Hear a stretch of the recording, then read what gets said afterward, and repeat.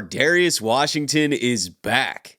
Well, sort of. He didn't officially sign the tender yet, but the deadline has passed for him to sign with another team. He would have to sign an offer sheet by April 18th. So the Ravens' gamble paid off. They put the first right of refusal tender on Darius Washington for $3.26 million instead of the second round tender. So if he did get an offer sheet and the Ravens didn't match, he would have left for nothing. But the fact that he didn't sign another offer sheet with any other team, he now has to sign the 1-year, $3.26 million tender with the Ravens, or he can't play football in 2025. So I'm sure this is not the ideal situation for Darius personally. He definitely wants a team to commit to him. He wants a multi-year deal. I feel like he's deserving of one.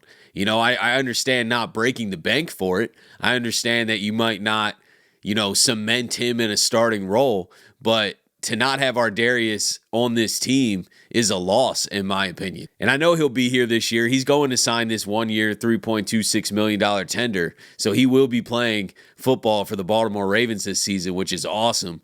But I feel bad that he's not getting any love from the team. He's not getting any type of long-term commitment. And I don't mean a mega deal, but like you could pay him $3 to $5 million a year and get a 2 or 3 year deal done and keep him around, even if it's just as a depth safety or somebody that you rotate in. I mean, look what happened when we needed him this season.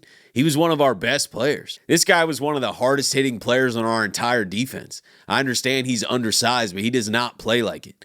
This guy was making play after play. He had 2 interceptions. He forced a big fumble in that Steelers game. I feel like he was smacking a dude every single game, man. This guy plays like a Raven, and in my opinion, should have got an extension.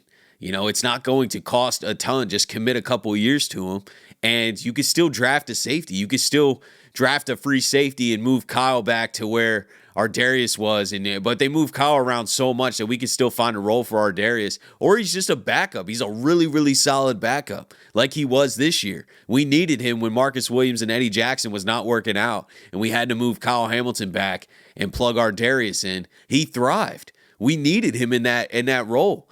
And to not commit to him and act like he hasn't done enough is crazy to me. I know it's a business. I know the Ravens are like, we can play it this way and still have him on our team and not commit long term. But how does he feel as a player? You know what I mean? Like he definitely wants the Ravens to commit to him. I don't think he wants to be anywhere else. And I don't know if he'll have a consistent starting role long term. That's definitely up for debate. I'm sure we're going to draft somebody. I'm sure we're going to move Kyle back at some point. And Darius might not get as much playing time as he had down the stretch at the end of last year. But he's not going to cost a ton. $3 to $5 million to have a guy like Darius Washington on the team. I'm willing to commit to that for a few years. I know I'm not the one paying, but I think it's smart for the team to have Darius Washington on this roster. And long term, it's not looking good. And they showed that by putting the right of refusal tag on him instead of the second round tag. It was only $2 million more to put the second round tender on, and then we would have got a second round pick, but they chose not to do that. And I've been seeing some fans ask why no other team in the entire NFL offered Darius Washington a deal. It's because when you're a restricted free agent, a lot of teams don't want to go through the negotiation just for the original team to this match it. Let's say, I don't know, I'm just throwing a team out there. Let's say the Giants are like, hey, Darius, we'll pay you 4.5 a year, and here's your offer sheet. And they go back and forth to get that number, and they finally agree to it. And Darius signs the offer sheet, says, I'm going to play in New York. The Ravens can just match the 4.5, and then boop, he's right back in Baltimore.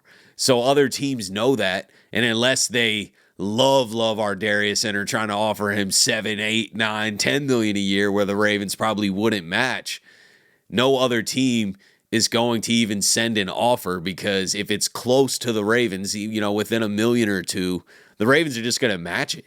So teams don't like to go through that process just to not get the player. So I get why he didn't get an offer. Other teams don't know him probably as well either. I know they're watching film, but they probably look at him as an undersized safety, and they know he played some good minutes down the stretch, but going back throughout Ardarius' career, I know he struggled with a ton of injuries early on, but Ardarius has kind of always made plays. This isn't like the biggest surprise that he came in last year and excelled in that role. I feel like Ardarius, every time I've seen him, I know he had a lot of injuries, so we didn't see him as much early on, but he's always made plays. He's always been a physical player. He plays with a dog mentality. He plays like a Raven should play. And being undersized, whatever. He's out there making plays, so who cares? I know there's limitations to his size. He's not a superstar all-pro safety. He's not a Kyle Hamilton. Totally get it. But Ardarius is bringing value to this team. And I'm happy to have him back. I am. I definitely feel like we're dogging him a little bit by not giving him an extension. I don't think it's going to break the bank to commit to this guy for a couple years, and you don't even need to commit to him being in a consistent starting role. He can be a backup, and I think there's value either way. But regardless, we got Tre'Davious Washington back this year. I still think safety is probably a huge target for the Ravens in this draft. A free safety, a true back-end roaming safety, and that frees Kyle up. That frees Ardarius up. They definitely are going to move those guys around often depending on what they see. But the Ravens are a better football team with Tre'Davious Washington, so this is a much-needed boost. We all expected him to come back. I'm not surprised that he didn't get an offer somewhere else. The Ravens took a little bit of a gamble by not putting the second rounder on him, but it worked out, and they got Tre'Davious Washington for $3.26 million this year, and I'm expecting to see the same Tre'Davious Washington we saw down the stretch. In other secondary news, Tre'Davious White signed back with the Buffalo Bills. So he did not re-sign with the Ravens. And when you look at the contract numbers, I understand why. He signed a 1-year up to $6.8 million deal. Now, I don't know the specific numbers yet, but it's up to $6.8 million, which is way more than we're paying Awuzie. We're paying him the vet minimum. So I think the Ravens just went for value here. It's not like Tre'Davious White is bad. I feel like he came in and provided some solid depth for the Ravens last year. We traded a 7th-round pick for him and a pick swap, essentially, and didn't really hurt us at all. So it was a pretty risk-free trade that I think worked out. I mean, Tre'Davious White came in and had some good moments. I remember that Steelers game. I think it was his first game, actually. He was breaking up those passes in the end zone with George Pickens and just provided much-needed outside corner depth for us.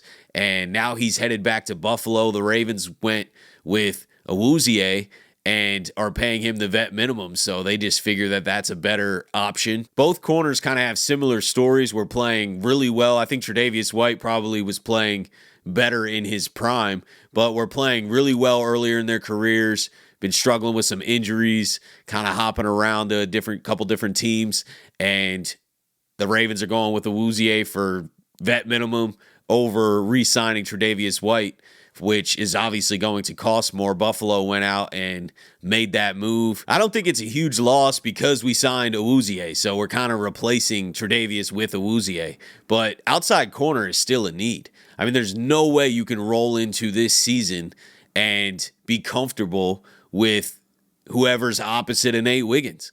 You got Marlon in the slot, Nate Wiggins outside. The other side is Awuzie, if healthy, TJ Tampa. I like the idea of those guys, but there is a lot of risk. So it would be very smart for the Ravens to take another outside corner. Obviously, Awuzie is probably not a long-term answer. Hopefully, TJ Tampa can be a long-term answer. That would help a lot. That'd be amazing if TJ Tampa turns out to be to realize his potential and end up being a consistent outside corner for us. That would help everything. But you can't just roll into this season taking that gamble because an injury or two or TJ Tampa isn't ready or not, exactly what we think he can be. Awuzie gets hurt or struggles with something. Who do we got? Jalen Armour-Davis? We don't have many options. The Ravens have to draft another outside corner, and I think they will. I'm just saying it wouldn't hurt to draft one in the early rounds because we might need outside corner help this year. You know, if we could grab a Amos in the first round, I think he immediately starts opposite of Wiggins. And then if TJ Tampa becomes what we hope he can become, then the Ravens are stacked. You know, they're deep at corner, and that's a position that it never hurts to be deep at. So I definitely think there's more work to be done at corner. I don't think the loss of Tre'Davious White going back to Buffalo is a big deal because we signed another vet corner. You know, if we didn't sign Awuzie and then we lost Tre'Davious and we just had the young guys, I'd be a lot more concerned. But signing Awuzie gives that veteran depth that Tre'Davious would have provided. So it's kind of a swap there, and I'm guessing that that's what the Ravens decided because they could have offered Tre'Davious a deal, but I don't think they wanted to pay what Buffalo just paid. So it makes a lot more sense to go the Awuzie route and then just keep drafting. There's no way the Ravens don't draft a safety and corner in this draft. I don't know where they're going to draft them at.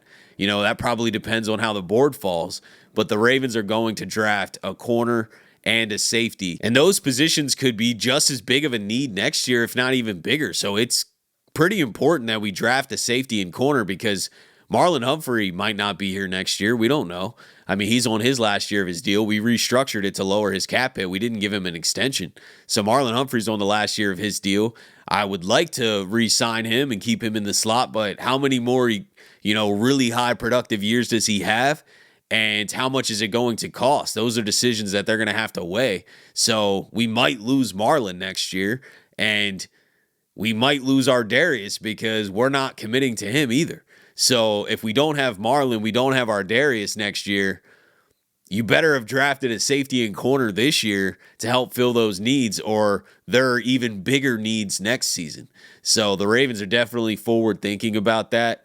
And they might just bring Marlon back and then we got another slot corner for a year or two. But if they don't, we got holes again. So that's what I'm saying. These positions are massive needs right now and for the future because we're quickly going to have holes at those positions again. So I think we're definitely drafting safety and corner. Probably one of those positions pretty early, but it just really depends on how the board falls. I think they're just going to take the best player that's sitting there, and hopefully that does coincide with the need. Like last year when Wiggins fell, we needed an outside corner. If a guy like Amos is still sitting there or Starks at safety, there's it's going to be hard to avoid guys like that who could come in and immediately start now and be a long-term solution at those positions. So we'll see how it plays out. Let me know what you guys are thinking about our Darius coming back and the Ravens not committing long-term to him. And also, what do you think about losing Tre'Davious White and the Ravens' need at outside corner? Let me know what you guys are thinking about all of this. Appreciate you guys, as always, for tuning in to another episode of the Flock Rundown. Have a beautiful rest of your day. And I'll let the greatest linebacker in the history of the game take us out. Ravens Flock. The Flock Rundown is the place to be. My man Ryan has been a lifelong Ravens fan since he was born. The Flock Rundown. Nothing gets better than waking up and wondering how high we can fly. Tune in. Motionless brainwaves attempt to swim their way to sense, can't tame the untamed.